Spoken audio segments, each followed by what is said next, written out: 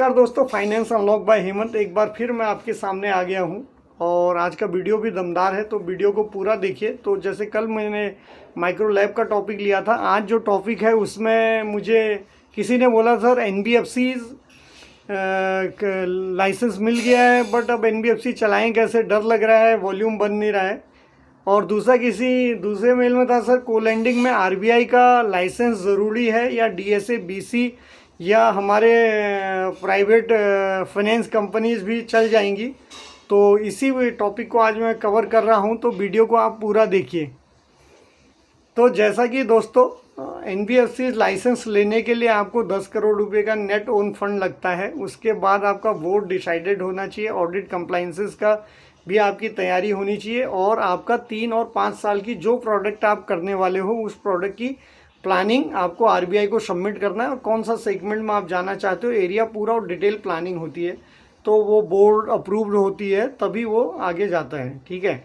तो अब आप दोस्तों, सबसे पहले आपको क्या करना है, एनबीएफसी लाइसेंस मिल गया, बट आपको डर लग रहा है यार कहाँ से स्टार्ट करूँ, क्या करूँ, क्योंकि बहुत सारा कंपटीशन है और वही प्रोडक्ट, वही प्राइसिंग, वही सेगमेंट, वही कस्टमर हर कोई टैकल कर रहा है। और यहाँ तक कुछ एनबीएफसी तो अभी सरेंडर भी हो चुके हैं, जोश जोश में आई थी, उसके बाद अभी वापस सरेंडर भी कर दिया है। तो डर लगने, बिल्कुल डर मत जाइए। एनबीएफसी कोई फंड की वजह से एनबीएफसी फ्लॉप नहीं होती हैं। एनबीएफसी फ्लॉप होती हैं कि आपका स्टेप गलत ना हो पहला ही। तो दोस्तों, सबसे पहले एनबीएफसी का राइट स्टेप क्या होता है कि जो आपने बोर्ड को प्लानिंग दी है उसको आप इम्प्लीमेंट प्रॉपर कीजिए। क्या आपका विजन था, क्या आपका मिशन था, क्या आपका जीटीएम स्ट्रैटेजी थी, क्या आपका प्लानिंग और एग्जीक्यूशन था, और कौन से कस्टमर को आप टेक ओवर करने वाले थे, और कौन सा प्रोडक्ट आप होम लोन या लैब या सोलर फाइनेंस, पहले एक ही टाइप का प्रोडक्ट, एक ही टाइप का कस्टमर और एक ही एरिया पे कवर कीजिए। ठीक है। Multi product, multi location, multi customer पे जाने की ज़रूरत नहीं है। आपने अगर लैब सेलेक्ट किया है तो आप पहला लैब को डिसाइड कीजिए और एक एरिया सेलेक्ट कीजिए, और उसका सबसे पहले प्रोडक्ट एसओपी प्रॉपर बना दीजिए। ठीक है। मार्केट की थोड़ा नॉलेज लीजिए। दूसरा क्या है, डेटा एनालिटिक्स टूल की वजह से आप लोग ये सब पूरा का पूरा स्टडी वगैरह सब हमको हाथ में मिल जाता है। ये बहुत अच्छी चीज़ भी है, क्योंकि इससे अपने को पता लगता है 70% अपना प्रॉब्लम सॉल्व हो जाता है, बट 30% प्रॉब्लम रहता है, उसी में एनबीएफसी फेल हो जाती है।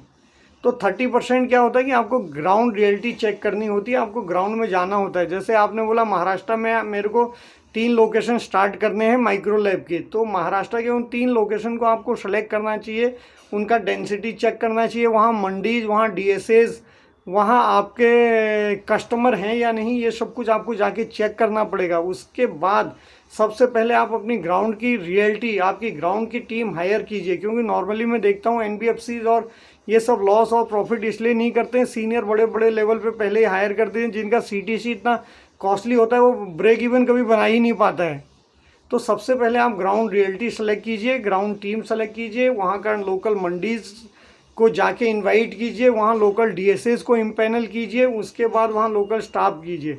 और पहला आपका एनबीएफसी सेलेक्ट करना है। एक डिस्ट्रिक्ट में 2 या 3 ब्रांच से ज़्यादा मत खोलिए, और ब्रांच का मॉडल हब एंड स्पोक हो तो बढ़िया है, क्योंकि हब एंड स्पोक में क्रेडिट सेंट्रलाइज होता है, सेल्स टीम डिसेंट्रलाइज होता है, एक दूसरे से इंटरेक्शन बहुत कम होता है, उससे आपकी प्रोडक्टिविटी भी बनती है, और इंटरफेरेंस भी नहीं रहता है कि केस करना ही है, पोर्टफोलियो आपका राइट होगा, गलत नहीं होगा।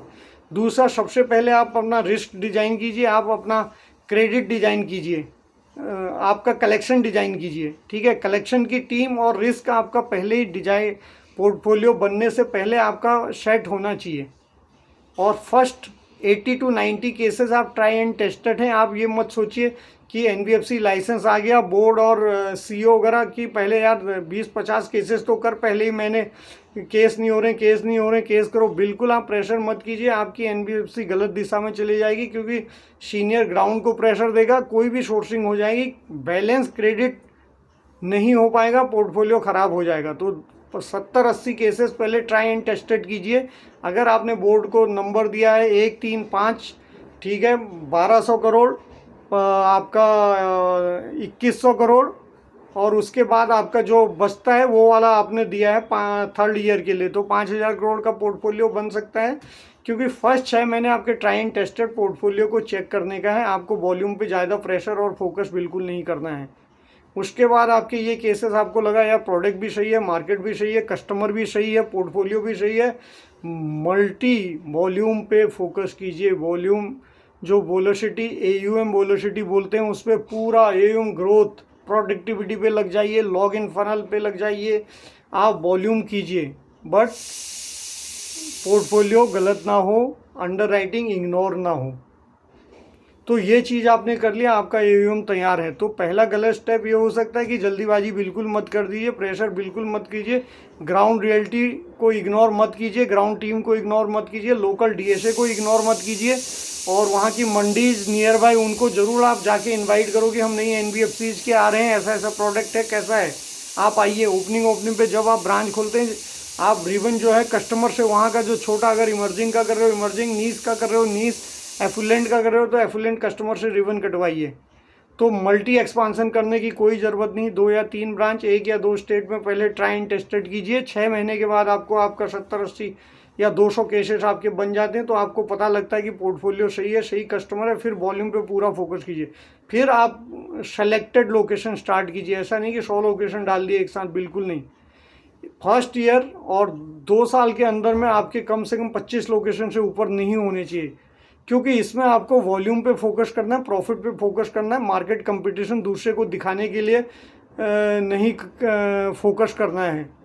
आपको अपना आरओए देखना है कि मैं कितना बना पा रहा हूँ, आपको अपना वॉल्यूम एयूएम देखना है। एयूएम बढ़ेगा तो आपका आरओए भी बढ़ेगा, क्योंकि यील्ड, हाई यील्ड एडिक्वेट है, और हाई यील्ड बढ़ने से कोई प्रॉफिट नहीं आ जाता है, ये दिमाग की उपज है।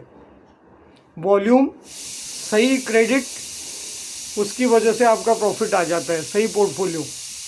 तो वॉल्यूम पे फोकस करना है। तो फर्स्ट ईयर आप 1200 करोड़ का टारगेट कर सकते हैं, उसके बाद सेकेंड ईयर आप 1200-1500 पे जाइए, थर्ड ईयर ग्रोथ करके 5000 करोड़ का बुक बन सकता है। कोई बड़ा नहीं है, एग्रेसिव भी नहीं है। एक एनबीएफसी 3 साल में 5000 करोड़ की बुक ईजिली बना सकती है। वो इमर्जिंग मार्केट का कस्टमर है, जो एफुलेंट होगा तो फिर तो ज़्यादा ही बन सकता है, बट ठीक है। इमर्जिंग और जो आपका up to 75 lakh ticket size वगैरह आप देख सकते हैं, या 50 लाख भी देख सकते हैं। और जहाँ तक मैं रिस्क को टैकल करने की बात करूँगा, तो मैं बोलूँगा कि 1 से 25 लाख पे फोकस कीजिए, बेस्ट है। ना क्रेडिट हेड को टेंशन है, ना रिस्क हेड को टेंशन है, ना कलेक्शन हेड को टेंशन है, ना आपका बिजनेस हेड को टेंशन है। सिर्फ यहाँ पे एक ही टेंशन है कि वॉल्यूम कैसे बढ़े, लॉग इन कैसे बढ़े, और राइट पोर्टफोलियो, राइट क्रेडिट कैसे इसमें होए, बस आपकी बुक तैयार। तो बिल्कुल आप मत डरिए, एनबीएफसी लाइसेंस लेने के बाद आपका राइट स्टेप होना चाहिए, तो आप आपकी एनबीएफसी चल निकलेगी। दूसरा क्वेश्चन है को लैंडिंग का। को लैंडिंग आरबीआई लाइसेंस होना बहुत ज़रूरी है अगर आप को लैंडिंग करना चाहते हो। बड़ी एचएफसीज, आप बैंक, या आप अपना लार्ज एनबीएफसीज के लिए, क्योंकि आपके पास उतना कैपिटल नहीं है और आप मार्केट में नए भी हो, तो उस हिसाब से आपको फर्स्ट को लैंडिंग में ही जाना चाहिए। को लैंडिंग क्या होता है? को लैंडिंग 80-20 का रेशियो होता है। बड़ी एनबीएफसीज, बड़े बैंक का आपका 80% उसके लोन बुक में बुक होगा, 20% आपको देंगे, और 20% आपका पोर्टफोलियो तैयार हो जाएगा। और एक बार आपका पोर्टफोलियो, क्रेडिट और आपका आरओए और आपकी रेटिंग अगर अच्छी होगी, पहचान मार्केट में होगी, आपके पीछे इन्वेस्टर बहुत खड़े हैं, क्योंकि एनबीएफसीज फंडिंग की वजह से नहीं मरती हैं, गलत डिसीजन की वजह से मरती हैं। ठीक है, तो ये कोलैंडिंग होगा। फिर दूसरा डीएसए, बीसी और रजिस्टर्ड कंपनीज इन कोलैंडिंग कर सकती हैं। कोलैंडिंग तो आप नहीं कर सकते हो, क्योंकि वहाँ पे आरबीआई लाइसेंस मैंडेटरी है। तो आप ये कर सकते हो कि उनके डीएसए बीसी पार्टनर बन के एफएलडीजी के रूप में काम कर सकते हो। एफएलडीजी क्या होता है? फर्स्ट लॉट डिसबर्समेंट गारंटी होता है।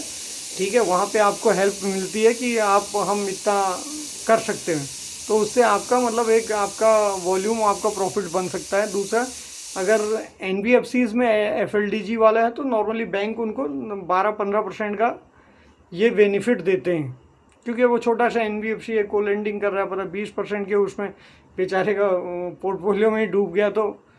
तो ये चीज़ें हैं। तो ये वीडियो कैसा लगा और कमेंट कीजिए, मेल कीजिए। मेल में अगर डिटेल होगा तो हम 1-to-1 कनेक्ट करेंगे, आगे बढ़ेंगे।